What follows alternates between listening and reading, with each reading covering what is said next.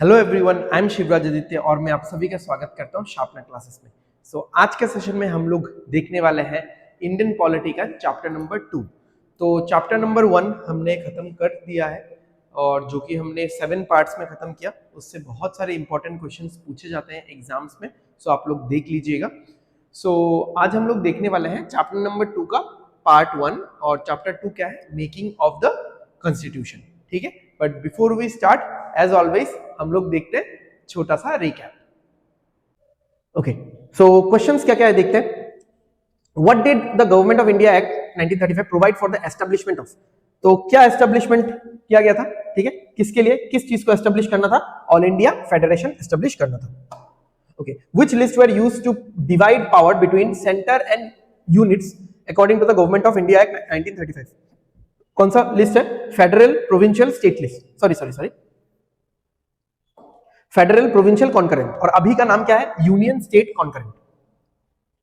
Which provinces had bicameralism introduced as per the Government of India Act 1935? तो bicameralism कहां पे हुआ था, मैंने क्या फॉर्मूला बताया आपको, A B क्यूब MU, ठीक है। तो असम तो रहेगा ही, इसमें बंगाल, बिहार, बॉम्बे रहेगा, मद्रास है अपना, और यूनाइटेड प्रोविंसेस है, ठीक है। चलो, The Government of India Act 1935 successfully implemented diarchy at the center. True, false, not mentioned, partially true. क्या होगा, सही है, ट्रू है। Okay. Which of the following statement is are false? False कौन सा होगा, जल्दी जल्दी करते हैं, चलो।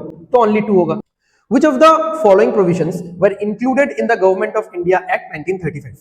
ठीक है, अच्छा, not included होगा मेरे ख्याल से, not included, ठीक है, इसलिए आंसर क्या होगा, only two। तो not included कौन सा है, only two, right? Next questions देख लेते हैं, चार पांच क्वेश्चंस है। Which of the following statements is are false निकालना है about the India's independence act 1947, ठीक है, तो 3 गलत है। Next, was one not included, okay, joint dominion parliament नहीं हुआ था, ऑब्वियस सा बात है, तो आंसर क्या होगा, ओनली 2। अब आप देखो, ओनली 2 नहीं है, ओनली 2 नहीं है, ओनली 2 नहीं है, तो यहाँ पे क्या मार्क करोगे, नन ऑफ दिस। मैंने पहले भी ऐसा एक क्वेश्चन करवाया था, यहाँ पे बहुत स्टूडेंट्स को डाउट होता है, ठीक है। What powers are granted to the constituent assemblies of the two dominions? क्या किया गया, to frame and adopt any constitution, ठीक है। Last question, what choice was granted to the Indian princely states by the India's Independent Act 1947? Join the dominion of India, dominion of Pakistan, remain independent, all of the above, ठीक है, ये सारे choices दिए। Okay, सो recap के बाद चलिए हम लोग आगे बढ़ते हैं मेकिंग ऑफ द कॉन्स्टिट्यूशन में, कि कॉन्स्टिट्यूशन क्या चीज है, इसको बनाने की जरूरत क्यों पड़ी, क्यों फ्रेमर्स को लगा जिन्होंने कॉन्स्टिट्यूशन को फ्रेम किया है कि ऐसे एक चीज का जरूरत है अगर देश को चलाना है, ठीक है। सो बढ़ते हैं आगे। सो कॉन्स्टिट्यूशन का जो मेन आइडिया है वो 1934 में एमएन रॉय बोल के एक कम्युनिस्ट मूवमेंट के बहुत ही जानकार एक पायनियर थे, ठीक है, आप फ्रीडम फाइटर भी उनको बोल ही सकते हो। तो उन्होंने एक आइडिया दिया था कि हमको कॉन्स्टिट्यूएंट असेंबली, ठीक है, कॉन्स्टिट्यूएंट असेंबली बोल के हमको कोई चीज इंडिया में बनाना चाहिए। तो देखो, तब टाइम था 1935 का, तो तब ब्रिटिशर्स ने ये वाला जो आइडिया था उनके मुंह से ये सुना एंड सुनने में बोला, हाँ आपने बोला तो बोला, ठीक है चलो होगा, देखा जाएगा। तब Britishers were not that much rigid, ठीक है, कि हाँ इंडिया को इंडिपेंडेंस दे ही देंगे अभी एकदम, ठीक है। तो उनके माइंड में थोड़ा बहुत था, बट इतना वो लोग रिजिड नहीं थे इस बारे में, तो उन्होंने इसलिए इस पे इतना गौर नहीं किया। 1935 में जब आईएनसी यानी इंडियन नेशनल कांग्रेस, जो कि उस टाइम की सबसे बड़ी पार्टी थी, इंडियन नेशनल कांग्रेस के तरफ से जब वो आइडिया आया, जब ये डिमांड आया कि एक कॉन्स्टिट्यूएंट असेंबली होना चाहिए, तब जाके ब्रिटिशर्स ने इस पे थोड़ा सा मतलब भाव दिया कि हाँ चलो इंडियन नेशनल कांग्रेस ये बोल रही है तो इसमें कुछ तो बात होगा, इनसे थोड़ा बात करके देखते हैं, क्योंकि इंडियन नेशनल कांग्रेस के पास ही सबसे ज्यादा लीडर्स जो थे, ठीक है, जो बड़े बड़े लीडर्स थे, जो बुजुर्ग लीडर्स थे, एक्सपीरियंस लीडर्स थे, वो इंडियन नेशनल कांग्रेस के साथ ही जुड़े हुए थे। तो इनको नाराज नहीं करना है, इन्होंने अगर कोई आइडिया बोला है, इन्होंने अगर कोई चीज अपने को डिमांड किया है, तो चलिए देखते हैं कि इससे हम लोग क्या हेल्प कर सकते हैं, ठीक है। ओके, सो 1938 में नेहरू जी ने ये डिक्लेयर किया कि constitution must be framed without outside interference by a constituent assembly elected on the basis of adult franchise। तो adult franchise का मतलब होता है एज के बेसिस पे इलेक्शन जब भी होता है, यानी एज ही सिर्फ एक क्राइटेरिया होता है और भी कोई चीज, यानी जैसे हम लोगों ने पढ़ा था ना इससे पहले के बहुत सारे एक्ट्स में कि ब्रिटिशर्स ने लिमिटेड फ्रेंचाइज का कंसेप्ट दिया था, जहां पे आप तभी इलेक्शन में पार्टिसिपेट कर सकते हो, आप तभी अपना मत अपना वोट डाल सकते हो अगर आपके पास एक पर्टिकुलर अमाउंट ऑफ एजुकेशन है, ठीक है, पैसा है या टैक्स पे करते हो, एक पर्टिकुलर अमाउंट टैक्स पे करते हो, तभी आप वोटिंग में पार्टिसिपेट कर सकते हो, राइट। ओके, तो अभी नेहरू जी ने जो ये कॉन्स्टिट्यूएंट असेंबली का जो या कॉन्स्टिट्यूशन फ्रेम करने का जो बात रखा, अब यहां से मैं आपको समझाता हूं कि कॉन्स्टिट्यूशन है क्या चीज एंड कॉन्स्टिट्यूशन की जरूरत हमको पड़ी क्यों। देखो, अगर आपको सिस्टम चलाना है, अगर आपको कोई भी देश चलाना है, तो कुछ सेट ऑफ रूल्स होना चाहिए, कुछ रूल्स एंड रेगुलेशंस होना चाहिए, ठीक है। जैसे हम लोग अपना घर चलाते हैं, तो मतलब ज्यादातर फैमिलीज में ऐसा देखा गया है कि पापा मतलब हमारे हेड होते हैं, पापा या दादाजी, ठीक है, हेड ऑफ द फैमिली होते हैं, तो वो कुछ कुछ रूल्स बोलते हैं कि हमारे घर में ये वाला रूल है, तो हमारे घर में मांस नहीं खाया जाएगा, हमारे घर में ये चलेगा वो चलेगा, अगर सावन महीना चल रहा है, अगर नवरात्रि का टाइम है तो ऐसा ऐसा होगा, तो कुछ रूल्स है। तो इसी चीज को अभी आप एकदम बड़े पिक्चर में देखो, अगर देश को चलाना है तो कुछ सेट ऑफ रूल्स होने चाहिए।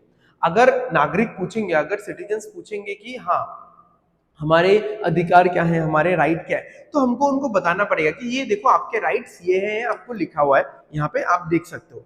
अगर कोई प्रेसिडेंट होता है, अगर कोई गवर्नर होता है, तो प्रेसिडेंट को इलेक्ट करने का तरीका क्या है, ठीक है, या फिर गवर्नर के क्या क्या पावर्स है, तो ये सारे रूल्स कहीं पे होने चाहिए, ठीक है। तो इसीलिए आप मान लो कि रूल्स एंड रेगुलेशन का एक बुकलेट होना चाहिए हमारे पास। अगर 10 साल 50 साल बाद भी जाके कोई पूछे कि हमारे रूल्स क्या है, आप ये जो चीज कर रहे हो, ये काम कर रहे हो, तो आप संविधान के कौन से रूल के हिसाब से ये चीज कर रहे हो, एंड तब का टाइम था 1938 का, और ये बहुत दूरदर्शी लीडर्स थे, तो ये 100 साल बाद का 200 साल बाद का सोच रहे थे। तो अभी देखो आज हम लोग 2024 में खड़े हुए हैं, तो अराउंड वी आर, आप बोल सकते हो 86 ईयर्स पहले का ये बात है, उन्होंने यही सोचा था कि तब अगर कभी भी इन सब चीजों का जरूरत पड़ेगा देश को चलाने के लिए, तो एक बुकलेट होना चाहिए, एक रूल्स एंड रेगुलेशन का सेट होना चाहिए पहले से फ्रेम किया हुआ, सो दैट देश को चलाना इजी हो जाए, ठीक है। एंड जब भी कुछ मतभेद हो तो हम लोग ये बुकलेट खोल के हम लोग अपना रूल देख पाए। तो इसीलिए कॉन्स्टिट्यूशन के नाम से एक इसी तरह का बुकलेट आप बोल सकते हो बनाया गया है, इसी को कॉन्स्टिट्यूशन बोला जाता है, संविधान, ठीक है। ओके, तो यहां तक हो गया, आपको समझ में आ गया। नेक्स्ट है ऑगस्ट ऑफर, ये बहुत इंपॉर्टेंट है, आपको मतलब समझ में आ रहा होगा, यहाँ पे देखने में लग रहा होगा कि ये एक लाइन का है कि ऑगस्ट ऑफर क्या था। अगस्त में दिया गया था, एक ऑफर था ब्रिटिशर्स के द्वारा, इंडियन जो लीडर्स थे उनको दिया गया था, demand for constituent assembly accepted, ठीक है। यानी ब्रिटिशर्स ने बोला कि हम लोग आपका जो ऑफर है, ठीक है, मतलब हम लोग आपको एक ऑफर दे रहे हैं कि हम लोग आपका जो डिमांड है कॉन्स्टिट्यूएंट असेंबली का, वो हमने मान लिया है, ठीक है। तो अब किस तरीके से माना है बेसिकली उन्होंने, आप देखो यहाँ पे, अगर हम लोग, चलो हम लोग बाद में जाते हैं, ये पहले देखते हैं। सबसे पहले ये समझो कि ब्रिटिशर्स ने क्यों मान लिया सडनली ब्रिटिशर्स को ऐसा क्यों लगा कि चलो कॉन्स्टिट्यूएंट असेंबली बोल बोल के ये लोग बहुत टाइम से चिल्ला रहे हैं, अब इनका जो भी डिमांड है हम लोग फुलफिल करते हैं, चलो हम लोग इनको बोलते हैं कि कॉन्स्टिट्यूएंट असेंबली हम लोग बनाएंगे। बट इसमें एक शर्त रखा, इस पे हम लोग बाद में आते हैं, पहले थोड़ा सा हिस्ट्री सुन लो। अगर आपने वर्ल्ड हिस्ट्री थोड़ा सा पढ़ा हुआ है तो आपको पता होगा हुआ क्या। देखो 1940 का टाइम वो था जब वर्ल्ड वॉर चल रहा था, ठीक है।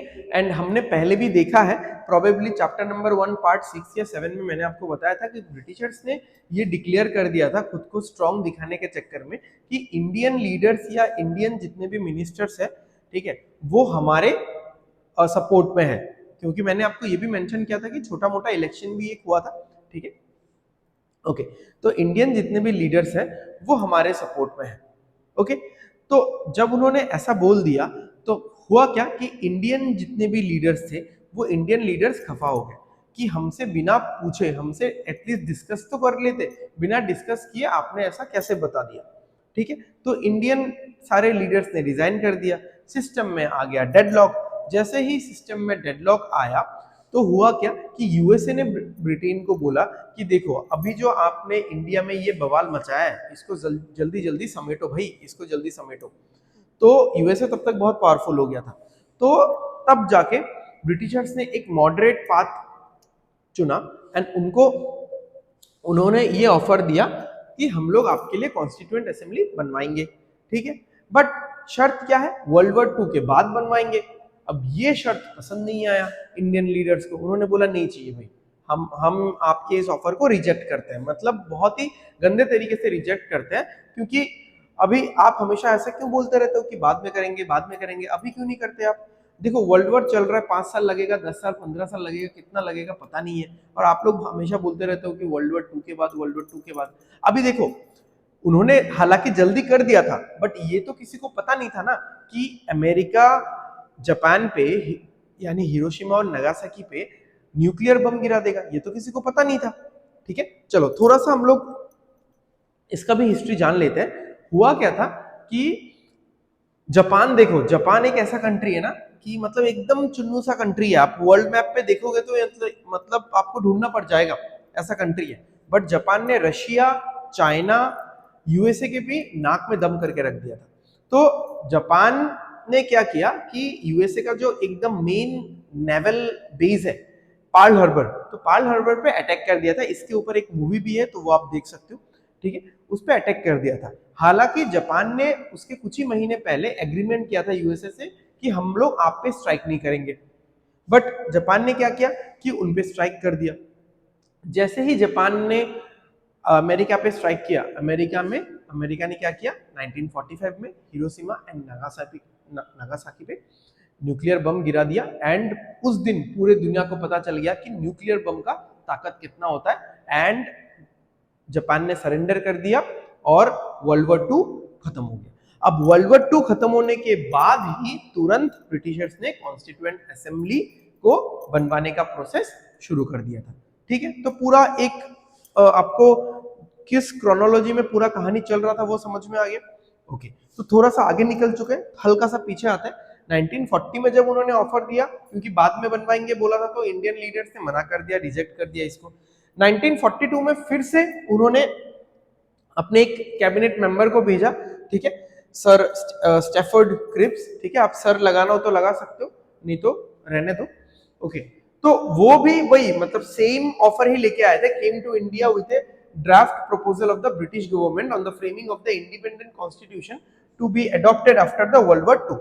इस बार क्या हुआ, प्रपोजल को रिजेक्ट कर दिया किसने, मुस्लिम लीग ने। हालांकि इंडियन नेशनल कांग्रेस ने भी रिजेक्ट किया, ठीक है, बट खास तौर पे मुस्लिम लीग ने भी इस प्रपोजल को रिजेक्ट कर दिया। तो ये सारा चीज आपको याद रखना है। 1940 August of 1942 sir Stafford Cripps, and इसके अभी आगे जाएंगे हम लोग, जो कि जापान के सरेंडर के बाद हुआ।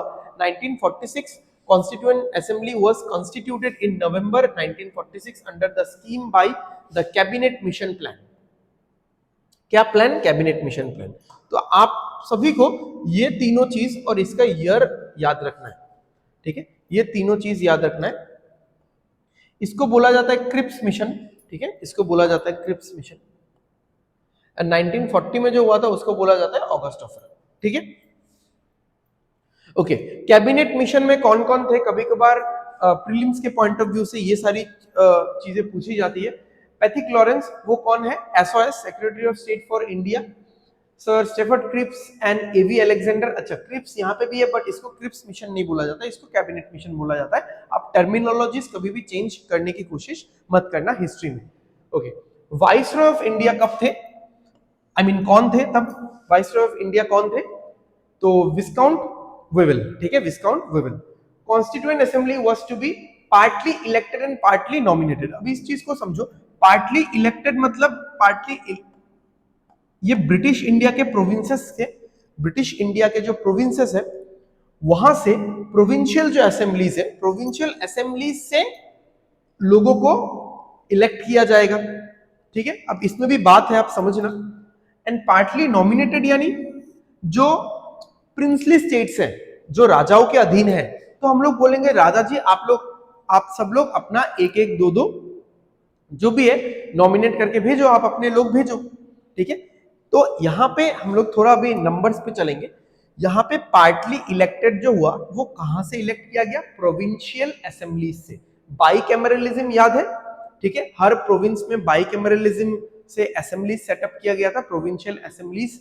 तो उन प्रोविंशियल असेंबलीज में जो लोग थे वो लोग ही, डायरेक्ट पब्लिक नहीं, समझो इस बात को। ठीक है, डायरेक्ट पब्लिक नहीं वोट कर रही है यहाँ पे। प्रोविंशियल असेंबलीज में जो ऑलरेडी इलेक्टेड रिप्रेजेंटेटिव्स थे वो लोग कैबिनेट असेंबली में, ठीक है, या फिर कॉन्स्टिट्यूएंट असेंबली में, प्रोविंशियल असेंबली से कॉन्स्टिट्यूएंट असेंबली, समझ में आ रहा है? प्रोविंशियल असेंबली से इलेक्ट करके वो लोग कॉन्स्टिट्यूएंट असेंबली में अपना आदमी भेजेंगे हर एक प्रोविंसेस से। एंड सिमिलरली प्रिंसली स्टेट से, नॉमिनेटेड यानी प्रिंसली स्टेट से राजा जी अपना आदमी भेजेंगे जितने भी प्रिंसली स्टेट्स हैं। ठीक है, the members were to be indirectly elected by the members of the provincial assemblies। यही बात मैंने ऑलरेडी मेंशन कर दिया है। the members were to be indirectly elected by the members of the provincial assemblies। Indirectly elected क्यों बोला गया है? क्योंकि यहाँ पे डायरेक्ट पब्लिक वोट नहीं कर रही है। अभी जो 2-3 महीने पहले इलेक्शन हुआ है इसमें हमने खुद डायरेक्टली वोट किया था। ठीक है, एंड हमने मेन जो लोकसभा राज्यसभा जो असेंबली है वहां पे हमने हमारे रिप्रेजेंटेटिव भेजे हुए थे। बट इन रिप्रेजेंटेटिव को कॉन्स्टिट्यूएंट असेंबली में जो इंसान जाने वाला है, इन रिप्रेजेंटेटिव को पब्लिक इलेक्ट नहीं कर रही है। They are being indirectly elected by the already elected person जो कि प्रोविंशियल असेंबलीज में थे। ठीक है, ओके। हु देमसेल्फ यानी ये जो प्रोविंशियल असेंबलीज थे, ये जो प्रोविंशियल असेंबलीज के मेंबर्स थे, इनको किसने सिलेक्ट किया? हाँ, इनको पब्लिक ने सिलेक्ट किया है। बट इनको भी पब्लिक ने यानी एकदम हर एक पब्लिक ने नहीं सिलेक्ट किया, इनको हर एक पब्लिक ने सिलेक्ट नहीं किया। इनको किसने सिलेक्ट किया? Who themselves were elected on the limited franchise। समझ में आ रहा है? मैं फिर से बता देता हूं। कॉन्स्टिट्यूएंट असेंबली यानी सेंट्रल गवर्नमेंट लेवल पे जो है, प्रोविंशियल असेंबली यानी स्टेट गवर्नमेंट लेवल पे जो है, और यहाँ पे पब्लिक है। तो पब्लिक ने इलेक्ट किया प्रोविंशियल असेंबली के लोगों को, एंड प्रोविंशियल असेंबली के लोग कॉन्स्टिट्यूएंट असेंबली के लोगों को इलेक्ट करेगी। यानी पब्लिक डायरेक्टली इनको इलेक्ट नहीं कर रही है, मिडिल में एक दरार है। ठीक है, हाँ, हालांकि पब्लिक ने इनको इलेक्ट किया है, बट कौन से पब्लिक ने, उसमें भी बात है। ये एडल्ट फ्रेंचाइज से नहीं हो रहा है कि आप अगर एडल्ट हो, एक पर्टिकुलर एज है, तो वो सिर्फ एज ही क्राइटेरिया है कि आप इलेक्शन में पार्टिसिपेट कर सकते हो। ये लिमिटेड फ्रेंचाइज से हुआ है। लिमिटेड फ्रेंचाइज हमने पहले पढ़ा था। लिमिटेड फ्रेंचाइज मतलब कुछ लिमिटेशंस है। अगर आपको वोट करना है, अगर आपको इलेक्शन में पार्टिसिपेट करना है, तो कुछ लिमिटेशंस है। यानी आपके पास एक पर्टिकुलर अमाउंट ऑफ प्रॉपर्टी होना चाहिए, आप एक पर्टिकुलर अमाउंट ऑफ टैक्स पे करते हो, ये होना चाहिए, एंड आपके पास एक लेवल ऑफ एजुकेशन है, ये भी होना चाहिए। समझ में आ रहा है? चलो आगे बढ़ते हैं हम लोग। यहां पे देखो, यहां पे 1946 में जब कॉन्स्टिट्यूएंट असेंबली फॉर्म हुआ, एंड जब ये सारी बातें चल रही थी कि पार्टली इलेक्टेड पार्टली नॉमिनेटेड, तो यहाँ पे एक नंबर डिसाइड किया गया। वो नंबर बेसिकली पॉपुलेशन को मद्देनजर रखते हुए वो नंबर डिसाइड किया गया, एंड फिर इलेक्शन हुआ। तो आपको दिख रहा होगा कि यहाँ पे ज्यादातर स्काई ब्लू कलर में है। आप लोग जूम कर सकते हो, मैं ये वाला पीडीएफ आपको डिस्क्रिप्शन में दे दूंगा। ओके, तो स्काई ब्लू कलर में इंडियन नेशनल कांग्रेस ने बहुत सारे जगहों पे बाजी मार ली थी। ऑल इंडिया मुस्लिम लीग को कुछ जगह में उनको सक्सेस मिला। नो इलेक्शन फील्ड, ठीक है, नो इलेक्शन फील्ड ये तो अलग है। ठीक है, एंड प्रिंसली स्टेट्स, ये डिड नॉट पार्टिसिपेट लिखा हुआ है, प्रिंसली स्टेट्स ने पार्टिसिपेट ही नहीं किया। ठीक है, अच्छा, वैसे अगर मैं प्रिंसली स्टेट्स और ब्रिटिश प्रोविंस का बात करूं तो ये येलो कलर में आपको दिख रहा है ब्रिटिश इंडिया प्रोविंसेस और पिंक कलर में आपको दिख रहा है प्रिंसली स्टेट्स। ठीक है, अच्छा अब यहाँ पे जो नंबर डिसाइड किया गया था ना, वो नंबर बेसिकली था 389 मेंबर्स, या फिर आप बोल सकते हो 389 मेंबर सीट। ठीक है, लोकसभा का सीट जैसे होता है वैसा। तो इसमें से क्या हुआ कि 296 सीट्स ये तो ब्रिटिश इंडिया प्रोविंसेस है और 93 जो है वो प्रिंसली स्टेट्स के लिए है। हालांकि प्रिंसली स्टेट्स ने पार्टिसिपेट ही नहीं किया था। एनीवेज जब इलेक्शन हुआ तो ये देखा गया था कि यहाँ पे 208 सीटें तो जीत गई है कांग्रेस, 73 सीटें जीता गया है किसके द्वारा, मुस्लिम लीग, और 15 सीट इंडिपेंडेंट ने जीता है। हालांकि जब इंडिया और पाकिस्तान का बंटवारा हुआ ये 389, क्योंकि बहुत सारे जगहों पे, बहुत सारे सीट्स पे आप देखोगे कि ये पाकिस्तान में है, अभी जो प्रेजेंटली पाकिस्तान है, तो इसलिए ओवरऑल 389 सीट रहा नहीं इंडिया के लिए। इंडिया में अगर हम लोग देखेंगे तो 299 सीट ही बच गया था। इसमें से 229 सीट्स जो है वो ब्रिटिश इंडिया प्रोविंसेस के साथ था और 70 जो है वो प्रिंसली स्टेट्स के साथ था। ठीक है, चलो इसी चीज को मैंने इलेबोरेट किया है यहाँ पे कि कॉन्स्टिट्यूएंट असेंबली जो है उसमें 389 मेंबर्स थे। 296 तो ब्रिटिश इंडिया, जिनको हम लोग इलेक्ट करेंगे। कैसे इलेक्ट करेंगे, प्रोविंशियल असेंबली में ऑलरेडी इलेक्टेड जो मेंबर्स है वो लोग इलेक्ट करेंगे और रिप्रेजेंटेटिव भेजेंगे कॉन्स्टिट्यूएंट असेंबली में। ठीक है, 93 जो है वो प्रिंसली स्टेट से नॉमिनेट होके आएंगे। ठीक है, ये यहाँ पे कुछ नॉमिनेशन का कुछ लिखा हुआ है। ओके, अच्छा, out of 296 seats allotted to British India में जो 296 सीट है, 292 मेंबर्स कौन देगा? ठीक है, या 292 मेंबर्स आप कहां से पिक करोगे? 292 members were to be drawn for the 11 governor provinces. Governor को कुछ प्रोविंस दिया गया था, governors province, and four from the 4 chief commissioners provinces, 1 from each. तो ये चीज समझो, जो 296 ब्रिटिश इंडिया प्रोविंसेस के जो सीट्स थे या मेंबर्स थे, उनमें से 292 तो ब्रिटिश गवर्नर के प्रोविंसेस के से लिया जाएगा और 4 लिया जाएगा 4 चीफ कमिश्नरेट वाले टेरिटरी से या रीजन से, हर एक से एक करके लिया जाएगा। ठीक है, ओके, रिजल्ट आया। रिजल्ट आपको पता है 208, 73 और 15। 208 कांग्रेस को, 73 Muslim League and 15 independent. Princely states were stayed away. ठीक है, वेयर तो नहीं होगा यहाँ पे, स्टेड अवे से ही काम चल जाएगा हमारा। ठीक है, तो प्रिंसली स्टेट ने इसमें हिस्सा नहीं लिया। कॉन्स्टिट्यूएंट असेंबली का जो फर्स्ट मीटिंग है ये बहुत इंपॉर्टेंट है, फर्स्ट मीटिंग और लास्ट मीटिंग का डेट। ठीक है, मैं आपको बता दूंगा इसी वीडियो में। फर्स्ट मीटिंग हुआ 9 सितंबर 1946 में। मुस्लिम लीग ने ये वाला मीटिंग बॉयकॉट किया क्योंकि उनका मांग स्टार्टिंग से ही यही था कि उनको अलग देश चाहिए, अलग नेशन चाहिए। ठीक है, तो मुस्लिम लीग ने बॉयकॉट किया। तो सिर्फ कितने लोग आए यहाँ पे? 211 लोग आए। तो कांग्रेस के तो 208 लोग आए, मुस्लिम लीग का कोई भी नहीं आया, यानी ये जो 73 है यहां से कोई नहीं आया, और ये जो 15 है, 15 में से सिर्फ 3 लोगों ने अटेंड किया। इंडिपेंडेंट में जो 15 लोग हैं और इंडिपेंडेंट के जो कुछ लोग हैं, वो लोग क्या कर रहे थे? वो लोग यहाँ पे, हाँ सही है, हाँ, इंडिपेंडेंट के जो 3 लोग थे वो 3 लोग आए जो लोग बंटवारे को सपोर्ट नहीं कर रहे थे, और बाकी जो 12 लोग थे वो लोग मुस्लिम लीग के जो मांग है उनको सपोर्ट कर रहे थे, यानी बंटवारा होना चाहिए, तो इसीलिए उन्होंने ज्वाइन नहीं किया। ठीक है, तो यहां से अगर आप माइनस कर दोगे इसको, कहाँ है 296 में से यहाँ पे 211 ही आया था, क्योंकि यहाँ पे 88 लोग नहीं आए थे। ठीक है, क्लियर है, ये 211 लोग आए। ठीक है, चलो okay. Doctor Sachchidananda Sinha the oldest member was elected at the temporary president of the assembly.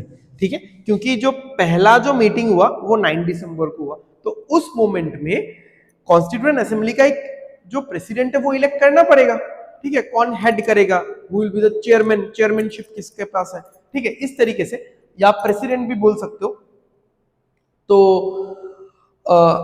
9 दिसंबर 1946 को क्या हुआ कि सच्चिदानंद सिन्हा को उस मूवमेंट के लिए, क्योंकि इलेक्शन अभी करवाना है, ठीक है, कि कौन प्रेसिडेंट होगा, उस मोमेंट के लिए टेम्पररी प्रेसिडेंट मान लिया गया, क्योंकि वो सबसे बुजुर्ग थे। और ये एक फ्रेंच प्रैक्टिस था कि सबसे बुजुर्ग को ही हेड होना चाहिए। हमारे घर पे भी ऐसा होता है, सबसे बुजुर्ग जो होता है वो हेड होता है।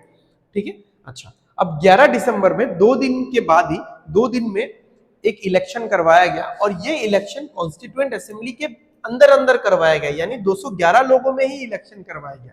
तो वो तो चलो बहुत जल्दी निपट जाएगा ना। तो कॉन्स्टिट्यूएंट असेंबली में ये इलेक्शन करवाया गया, and doctor Rajendra Prasad was elected as the president.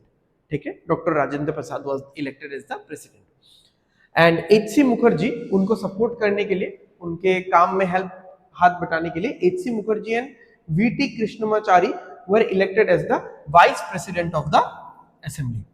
अच्छा, मुझे एक स्टूडेंट ने, जब मैं ये चीज एक ऑफलाइन क्लास में पढ़ा रहा था, तो मुझे ये एक स्टूडेंट ने ये पूछा था कि यहाँ पे जो ये जो इलेक्शन करवाया गया, ये जो इलेक्शन करवाया गया, क्यों ऐसा हुआ कि partly elected and partly nominated. तो पार्टली नॉमिनेटेड तो चलो वो प्रिंसली स्टेट्स के लिए है, ये पार्टली इलेक्टेड, ये इनडायरेक्ट इलेक्शन क्यों हुआ, क्यों डायरेक्ट पब्लिक से ही वोटिंग नहीं करवाया गया। अब यहाँ पे एक चीज समझो आप, ठीक है, कि अभी ब्रिटिशर्स ने जस्ट हमारी बातों को मानना शुरू किया है। थोड़ा हमको एक होता है ना, जो एक रोशनी दिखती है, ठीक है, सक्सेस का एक रोशनी देखना शुरू हुआ है। तो वो लोग जैसा बोल रहे हैं, पहली बात वैसा मान ले तो बेटर है। दूसरी बात यह है कि अभी हमारे पास इतना रिसोर्स और इतना स्टेबिलिटी नहीं है, सिर्फ वर्ल्ड वॉर 2 खत्म ही हुआ है, कि हम लोग पूरे इंडिया में एक ही बार में इलेक्शन करवाएं। ठीक है, तो इसीलिए ऑलरेडी लिमिटेड फ्रेंचाइज से इलेक्ट होके जो मेंबर्स आए हैं, वो लोग अगर अपने वोट से फिर इलेक्ट करके कॉन्स्टिट्यूएंट असेंबली में लोग भेजेंगे, तो फिलहाल हम लोग उसी से काम चला लेंगे, राइट। ओके, आगे बढ़ते हैं। 13 दिसंबर 1946 Jawaharlal Nehru moved the historic objective resolution philosophy of constitution structure in the assembly. This resolution was unanimously adopted by the assembly on 22nd January 1947. ठीक है, एंड इसी चीज को बोला जाता है प्रियम्बल। प्रियम्बल देखा है सबने, ठीक है। बाकी स्टेट बोर्ड्स का तो पता नहीं, बट एनसीईआरटी सीबीएसई के बुक्स में सबसे पहले ही बचपन में आप अगर कोई मैथ्स बुक, सोशल का बुक, साइंस का बुक खोलोगे तो पहले 1-2 पेजेस में प्रियम्बल होता है, ठीक है। तो प्रियम्बल बेसिकली क्या है, देखो, जवाहरलाल नेहरू ने बोला ऑब्जेक्टिव रिजोल्यूशन होना चाहिए। क्या ऑब्जेक्टिव है? हम लोग जो कॉन्स्टिट्यूशन बना रहे, समझ में आ गया कि कॉन्स्टिट्यूशन एक रूल बुक है, एक बुकलेट है जिसमें रूल्स एंड रेगुलेशंस लिखे जाएंगे, ठीक है। बट कॉन्स्टिट्यूशन जो बना रहे, किस ऑब्जेक्टिव से बनाएंगे उसको, ठीक है। तो इसको प्रियम्बल बोला जाता है। जो ऑब्जेक्टिव रिजोल्यूशन बना उसको प्रियम्बल बोला जाता है। तो बेसिकली आप बोल सकते हो कि preamble is the index of the constitution, या इंडेक्स से बेटर है एक ब्रीफ में एक आइडियोलॉजीज की, किन आइडियोलॉजीज पे आधारित है। जैसे आप कहीं पे भी घूमने जाते हो, आप अगर कहीं पे 15 दिन के ट्रिप पे जाते हो, तो आप पहले एक अपना मतलब पूरा एक ट्रेवल लिस्ट बनाते हो ना, कि हम लोग यहाँ जाएंगे, यहाँ होटल में रुकेंगे, यहाँ एक रात रुकेंगे, फिर सुबह के फ्लाइट से निकल जाएंगे, फिर यहाँ पे कैंपिंग करेंगे, फिर यहाँ पे जाएंगे, वहां जाएंगे। तो देखो वहां पे सारा डिटेल्स तो नहीं होता, एकदम पिन पॉइंट करके सारा डिटेल्स नहीं होता, बट उसमें क्या है कि एक रफ आउटलाइन होता है, एक स्ट्रक्चर होता है। तो वही आउटलाइन है जो कॉन्स्टिट्यूशन का ओवरऑल आउटलाइन है, वो प्रियम्बल में लिखा गया है कि चलो जस्टिस होना चाहिए, लिबर्टी, इक्वलिटी सबको मिलना चाहिए। अब किस तरीके से मिलेगा, क्या क्या क्लॉज होगा, ठीक है, किन तरीके के इक्वलिटीज को मतलब एकदम माना जाएगा, किन में फिर कंडीशंस होंगे, तो सारा डिटेलिंग कॉन्स्टिट्यूशन में है, बस एक आउटलाइन है प्रियम्बल। समझ में आया? चलो, okay, finally the total strength of the assembly came down to 299, जैसा कि मैंने आपको बताया था, ठीक है, क्योंकि बंटवारा हो गया था, एज अगेंस्ट 389 ओरिजिनली। वहां पे क्या है कि 229 ब्रिटिश इंडिया प्रोविंस है, Indian provinces basically, formally British provinces, अभी इनको इंडियन प्रोविंसेस बोला जाता है, एंड 70 क्या है, princely states. After independence, after Indian independence act 1947, क्योंकि देखो अब क्योंकि बंटवारा हो गया, 15 अगस्त 1947 को इंडिया आजाद हो गया, यानी उसको डोमिनियन स्टेटस मिल गया, अभी भी फुल्ली मतलब टोटल इंडिपेंडेंस नहीं मिला है, ठीक है, रिपब्लिक नहीं है अभी भी, इसीलिए हम लोग इंडिपेंडेंस डे और रिपब्लिक डे अलग अलग बनाते हैं, ठीक है, ओके। तो यहां पे क्या है कि पहले इनको ब्रिटिश प्रोविंसेस बोला जाता था इंडिपेंडेंस के पहले तक, अब इंडिपेंडेंस मिल गया तो इनको इंडियन प्रोविंसेस बोला जा रहा है, ओके। तो यहां पे मैं कलर चेंज कर लेता हूं, तो यहां पे आपको दिख रहा होगा इंडियन इंडिपेंडेंस एक्ट। तो यहां पे क्या बोला गया कि ये कॉन्स्टिट्यूएंट असेंबली जो है was made a full sovereign body. आपको याद होगा इंडियन इंडिपेंडेंस एक्ट 1947 में ये बोला गया था कि ये जो कॉन्स्टिट्यूएंट असेंबली बनाया गया है, राजेंद्र प्रसाद जी को प्रेसिडेंट बनाया गया है, ये एक सोवरेन बॉडी है। सोवरेन मतलब ये अपने आप में खुद के डिसीजंस खुद लेगी, ठीक है। सोवरेन बॉडी ऐसी एक बॉडी होती है जो मतलब जिसके ऊपर कोई हेड नहीं होता। अभी आप लोग बोलोगे सर अभी थोड़ी देर पहले आपने बताया या लास्ट सेशन में बताया था कि इंडिया ने डोमिनियन स्टेटस एक्सेप्ट कर लिया था, तो ऊपर माउंट बैटन बैठे हुए थे ब्रिटेन, जिनको ब्रिटेन क्राउन ने भेजा हुआ था देखरेख करने के लिए, उनको, हाँ सच बात है, देखरेख करने के लिए भेजा गया था कि अगर कोई दिक्कत होता है तो वो फिर दखल अंदाजी करेंगे। बट सारे रूल्स रेगुलेशंस फ्रेमिंग याद है, ऐसा लिखा गया था कि जो कॉन्स्टिट्यूएंट असेंबली बनाई जाएगी, it can repeal any kind of laws made by the British government और द ब्रिटिश क्राउन। तो अपने मन मर्जी से सारे रूल्स एंड रेगुलेशंस वो बना सकते हैं, ठीक है। अब एक चीज देखो, हाँ ये भी कभी कभार पूछा जाता है कि इंडिया ने ये डोमिनियन स्टेटस एक्सेप्ट क्यों किया, ठीक है। एसी बड़ा तेज चल रहा है, इसको थोड़ा सा कम करते हैं। बहुत टाइम ये पूछा जाता है कि इंडिया ने ये डोमिनियन स्टेटस एक्सेप्ट क्यों किया। देखो अभी सिस्टम ट्रांसफर हो रहा है, अभी ब्रिटिशर्स ने ऐसा किया कि एक हेड बिठा के रखा कि अगर स्मूथ ट्रांजिशन जो हो रहा है इसमें अगर कभी कहीं पे भी कोई भी दिक्कत आता है तो हम लोग है अभी देखने के लिए, आप लोग टेंशन मत लो, आप लोग अपना कॉन्स्टिट्यूशन बनाओ, आराम से सब कुछ करो, अपने हिसाब से करो, हम लोग बैठे हुए हैं देखने के लिए। इसीलिए वो कॉमनवेल्थ का भी एक कंसेप्ट आया था, मैंने आपको वो एक्सप्लेन किया था। तो बात वही है कि अभी अगर सडनली ब्रिटिशर्स छोड़ के चले जाते तो सिस्टम प्रोबेबली टॉपल कर जाता, कोलैप्स कर जाता, या बहुत दिक्कतें आती, ठीक है, ओके। तो ये जो कॉन्स्टिट्यूएंट असेंबली है ये समझ में आ गया, ये पूरा सोवरेन बॉडी है, अपने मन मर्जी से अपने हिसाब से अपने डिसीजन सारे ले पाएगी, okay. Assembly also became a legislative body, यानी लॉज भी बनाएगी, ठीक है। कॉन्स्टिट्यूएंट बॉडी क्या करेगी, कॉन्स्टिट्यूशन को लेके काम करेगी, एंड लेजिस्लेटिव बॉडी क्या करेगी, लॉज बनाएगी, ठीक है। तो ये जो कॉन्स्टिट्यूएंट असेंबली है ये एक लेजिस्लेटिव बॉडी की तरह भी काम करेगी। First parliament of free India, ठीक है, first parliament of free India, जिसको डोमिनियन लेजिस्लेटर बोला जाएगा। डोमिनियन लेजिस्लेचर, अभी भी रिपब्लिक नहीं हुआ है। अब देखो क्योंकि अभी ये जो कॉन्स्टिट्यूएंट असेंबली है ये कॉन्स्टिट्यूशन बनाने का भी काम कर रही है, ये लेजिस्लेटिव बॉडी की तरह लॉ बनाने का भी काम कर रही है। अब मेंबर्स तो वही है, अब पता कैसे चलेगा कि अभी जो ये डिस्कशन हो रहा है, अभी जो ये मीटिंग हो रहा है, अब ये कॉन्स्टिट्यूएंट असेंबली यानी कॉन्स्टिट्यूशन का डिस्कशन हो रहा है या फिर लॉ मेकिंग का डिस्कशन हो रहा है। तो उन्होंने क्या कर दिया कि मेंबर्स तो वही है, उन्होंने चेयरमैनशिप में चेंज कर दिया कि अगर राजेंद्र प्रसाद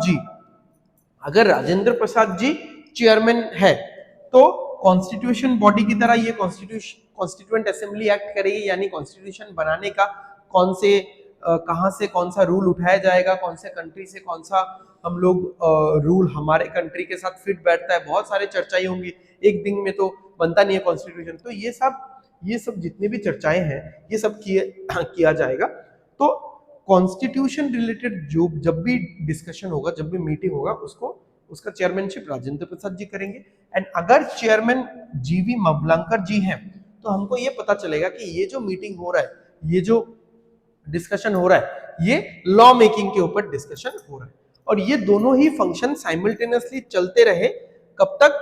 26 नवंबर 1949 तक, ठीक है। और इसी डेट में कॉन्स्टिट्यूशन को अडॉप्ट एंड एनेक्ट किया गया, राइट। तो ये डेट आपको बहुत जगह पे लिखा हुआ दिख जाएगा। समझ में आ गया? चलो आगे बढ़ते हैं हम लोग। Constituent assembly also perform the following function. तो इससे पहले आपने जो भी देखा, कॉन्स्टिट्यूएंट असेंबली का जो मेन मुद्दा था, ठीक है, मेन फंक्शन था कॉन्स्टिट्यूशन बनाना, एंड देन लॉ मेकिंग का भी एक लेजिस्लेटिव बॉडी क्रिएट कर दिया गया था। इनको छोड़ते हुए और भी बहुत सारे काम कॉन्स्टिट्यूएंट असेंबली ने किया। एक बार सब पे थोड़ा नजर फेर लेते हैं। एंड डेट्स, ये सारा जो डेट्स है ये प्रीलिम्स के पॉइंट ऑफ व्यू से बहुत इंपॉर्टेंट है।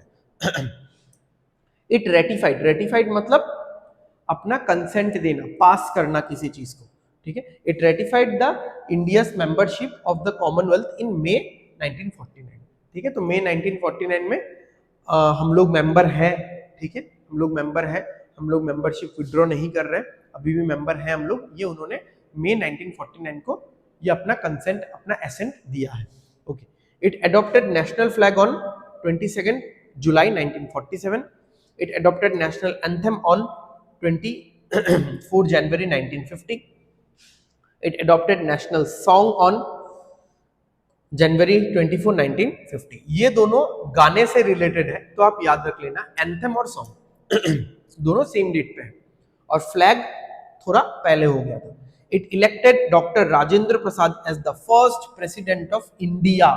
देखो, डॉक्टर राजेंद्र प्रसाद अभी 211 लोगों के वोट से सिर्फ कॉन्स्टिट्यूएंट असेंबली के प्रेसिडेंट बन चुके थे, बट अब डॉक्टर राजेंद्र प्रसाद पूरे इंडिया के प्रेसिडेंट बन चुके हैं जनवरी 24 1950 को, ठीक है। जनवरी 24 1950 को क्या हुआ?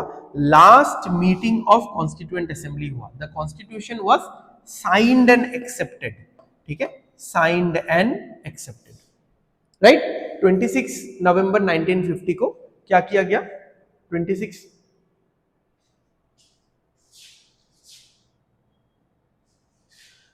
नवंबर 1949 को अडॉप्ट एंड एनेक्ट किया गया, ठीक है। एंड 24 जनवरी को 1950 को एक्सेप्ट करके साइन कर दिया गया। एंड 26 जनवरी को रिपब्लिक डे का सेलिब्रेशन हुआ और हमारा डोमिनियन स्टेटस हट गया। अब हमारा कोई हेड नहीं होगा, हम लोग ही सर्वे सर्वा है, ठीक है, ओके। तो ये भी डेट आप लोगों के लिए बहुत इंपॉर्टेंट है। लास्ट मीटिंग जो यहाँ पे हुआ था, एंड फर्स्ट मीटिंग 9 दिसंबर 1946, ठीक है, ओके। कुछ इंपॉर्टेंट फैक्ट्स है, कुछ इंपॉर्टेंट डेट्स है मेनली यहाँ पे, तो आप लोग इस पे एक बार नजर फेर लेते हैं जल्दी जल्दी। कैबिनेट मिशन इंडिया में कब आया था? मार्च 1946 में आया था। एंड यही कैबिनेट मिशन है जिसके द्वारा कॉन्स्टिट्यूएंट असेंबली का स्थापना हुआ था, सेटअप किया गया था। देखो, पहले तो आया था कौन? अगस्त ऑफ 1940, फिर 1942 में सर स्टैफर्ड क्रिप्स का क्रिप्स मिशन, फिर 46 में है कैबिनेट मिशन, और पहला दोनों फेल हो गया था, रिजेक्ट हो गया था। इसी में एक्सेप्टेंस मिला एंड ब्रिटिशर्स ने डायरेक्टली बोल दिया, ऐसा नहीं बोला कि बाद में करेंगे क्योंकि वर्ल्ड वॉर 2 खत्म हो गया था, डायरेक्टली बोल दिया कि हमने आपका जो ये डिमांड था वो मान लिया है। कैबिनेट मिशन अपने प्लान पब्लिश करता है मई, ये इतना डेट इंपॉर्टेंट है नहीं। इंटरिम गवर्नमेंट मतलब एक टेम्परेरी गवर्नमेंट का फॉर्मेशन किया गया था 1946 में। The members of the interim government were the members of the viceroy executive council, क्योंकि 1946 है, बहुत पहले का बात है, ठीक है। तब ऐसा नहीं है कि कॉन्स्टिट्यूएंट असेंबली पूरा बन के तैयार हो चुका है, ठीक है, इसमें अभी टाइम है, ये अगस्त का महीना है। The viceroy continued to be the head of the president of the council उस टाइम तक भी। And viceroy and governor general of India कौन था उस टाइम पे? विस्काउंट वॉवेल, ठीक है। माउंटबेटन तो बाद में आए। Vice president of the council रखा गया था जवाहरलाल नेहरू को। ये सारा है जब इंटरिम गवर्नमेंट हुआ था अगस्त 1946 को, ठीक है। कॉन्स्टिट्यूएंट असेंबली का फॉर्मेशन कब हुआ? कॉन्स्टिट्यूएंट असेंबली का नवंबर 1946 को फॉर्मेशन हुआ। First cabinet of Indian independent India 15 अगस्त 1947 इस डेट का क्या महत्व है, क्यों ये डेट पिक किया गया, ये भी आप लोग मुझे कमेंट्स में बताना। मैंने लास्ट क्लास में भी एक क्वेश्चन किया था, बस 2-4 लोगों ने ही कमेंट किया था। Jawaharlal Nehru took charge as the first Prime Minister of India on 15th August 1947 and Sardar Vallabhbhai Patel was the first Deputy Prime Minister and probably the longest जिन्होंने अपना कार्यकाल संभाला था, लॉन्गेस्ट टेन्योर, लॉन्गेस्ट पीरियड के लिए वो deputy prime minister थे, ठीक है। और इनके कैबिनेट में कितने लोग थे? 15 लोग थे, राइट। चलो यहां पे और कुछ फैक्ट्स देख लेते हैं। लॉर्ड माउंटबेटन क्या है? गवर्नर जनरल ऑफ इंडिया है। और last governor general of India अगर मैं कोई ब्रिटिशर की बात करूं तो वो 21 जून 1948 तक थे। Chakravarti Raja Gopalachari also known as Rajaji also known as CR served as governor general of India until 26 January 1950। तो देखो 21 जून 1948 तक governor general of India Mountbatten थे। उसके बाद governor general of India first and one and only governor general of India जो कि एक इंडियन है, वो है चक्रवर्ती राजा गोपालाचारी, ठीक है, राजा जी, राइट, ओके। उसके बाद Rajendra Prasad ji was elected as the first president of India, ये तो मैंने बताया ही है। उसके बाद जनरल इलेक्शन हुआ, क्योंकि देखो इलेक्शन करवाना इतनी मामूली सी बात नहीं है, बहुत फेजेस में करवाना पड़ता है। इतना मतलब करोड़ों का पॉपुलेशन है, तो एक सिस्टम होना चाहिए। पहली बार पब्लिक मतलब एकदम ग्राउंड लेवल पब्लिक, ठीक है, सब लोग वोट करने वाले थे, खुशी का माहौल था। तो इतना ह्यूज स्केल पे इलेक्शन अगर आपको सेटअप करना है, अगर इलेक्शन करवाना है, तो कैपिटल भी चाहिए, पैसा भी चाहिए, सिस्टम भी चाहिए, एक स्टेबिलिटी चाहिए। इसलिए थोड़ा सा लेट हुआ पहला इलेक्शन करवाने में। एंड वो कब हुआ? 25 अक्टूबर 1951 से लेके 21 फरवरी 1952, ठीक है, काफी लंबा चला, okay. The first after India attend independence in 1947, ठीक है। द फर्स्ट मतलब the first election after India attend independence in 1947, ठीक है। तो आज के क्लास में हम लोग डिस्कशन इतना करेंगे खत्म, एंड फिर हम लोग अभी चले जाएंगे कुछ क्वेश्चंस पे। तो फटाफट 2 मिनट के अंदर 10 क्वेश्चन निपटा देंगे, ठीक है। देखो, who put forward the idea of A constituent assembly for India? सबसे पहले इसका नाम सुना गया था किसके मुंह से? एमएन रॉय के मुंह से। Next, in which year did the Indian national Congress officially demanded होना चाहिए, demanded a constituent assembly for the first time? 1935। Next, who declared that the constitution must be framed by a constituent assembly elected on the basis of adult franchise, यानी as के basis पे election का right मिलना चाहिए? जवाहरलाल नेहरू, ठीक है।